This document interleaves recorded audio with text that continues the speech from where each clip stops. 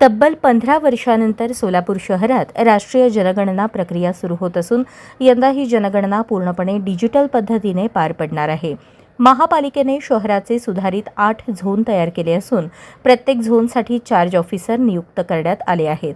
तसेच 2200 प्रगणक गट आणि सुमारे 400 सुपरवायझर नेमून संपूर्ण यंत्रणा सज्ज करण्यात आली आहे।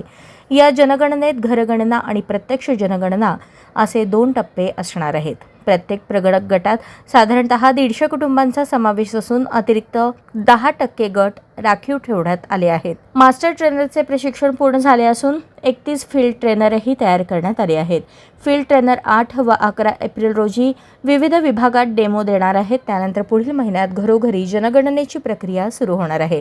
नागरिकांनी अचूक माहिती देऊन सहकार्य करावे असे आवाहन महापालिका उपायुक्त आशिष लोकरे यांनी केले आहे। सोलापूर महानगरपालिका क्षेत्रामध्ये जनगणना 2026च्या अनुषंगाने सध्या कारवाई चालू आहे।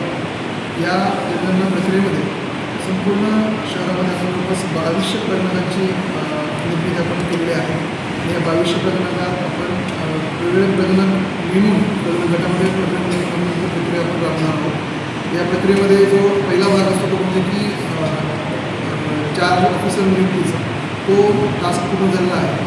शहरामध्ये आपण 8 चार्ज ऑफिसर नेमलेले आहेत आणि 8 चार्ज ऑफिसर मानतो पूर्ण प्रक्रियेचं आपण पार पाडणार आहोत। या प्रक्रियेमध्ये शहरभरामध्ये आपण 30 फील्ड ट्रेनर आणि सोबत 400 पर्यवेक्षकांची नियुक्ती केलेली आहे। या आणि जवळपास 2200 प्रगणक आणि 10% राखीव अशा जवळपास 2450 प्रगणकांची नियुक्ती केली आहे। या संपूर्ण टीममार्फत जनगणनेची प्रक्रिया पूर्ण होणार आहे। या जनगणनेच्या प्रक्रियेमध्ये 2 टप्पे आहेत। एक पहिला टप्पा आहे म्हणजे घर यादीचा, दुसरा टप्पा आहे की ॲक्च्युअल जनगणनेचा। तर घर यादीचा जो टप्पा आहे तो मे महिन्यामध्ये आपण पूर्ण करणार आहोत।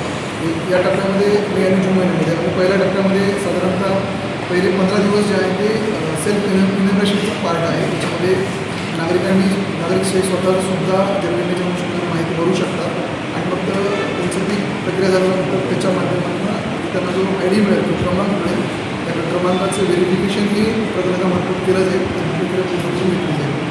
जी हाऊस टू हाऊस प्रक्रिया आहे ती 15 मेपासून सुरू होईल आणि पुढच्या महिन्यामध्ये प्रक्रिया चालणार आहे। तरी या निमित्तानं संपूर्ण शहरवासियांना आव्हान असं आहे की ज्यावेळेला ही जनगणनेच्या अनुषंगाने प्रगणक आपल्याकडे येतील तर आपण त्याचं मला सहकार्य करावं। आपली जी काही माहिती आहे ती माहिती आपण त्यांना द्यावी। ही संपूर्ण जनगणना प्रक्रिया जी आहे ती डिजिटल माध्यमातून होणार आहे। तर अपेक्षा हीच आहे की सर्व शहरवासीय